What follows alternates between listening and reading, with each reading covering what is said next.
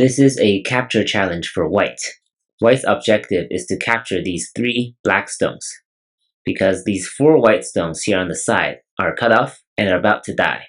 So these 3 black stones are not necessarily short on liberties, but white should be able to find a way to capture these 3 black stones.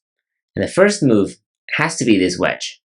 It cannot be anything else, because this wedging move will give white a free move here at number 3, because it takes 2 moves to remove number 1.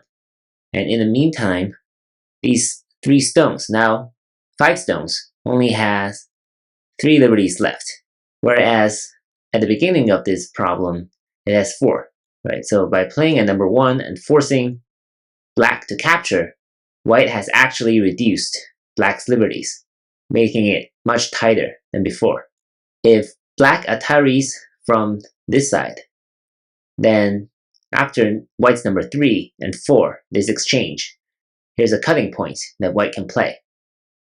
The best black can try is to capture number 5, and now white can cut again. When black captures, white can atari from behind, and black already cannot connect here. So this is a connect and die situation, and white will succeed this way. A more challenging response for white would be atari from this side. Similarly, white should still play this, forcing black to capture number 1. And now, there's no cutting point for white, but white can still play this bumping move. If black captures, then we're back to the previous variation, where white succeeds. If black connects here, then white can connect, cutting off black, and white will be able to win this race to capture against black. You can try some of the variations on your own.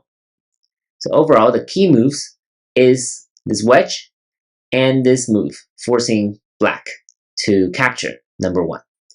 After this bumping move should be pretty intuitive, because this stone by itself cannot escape.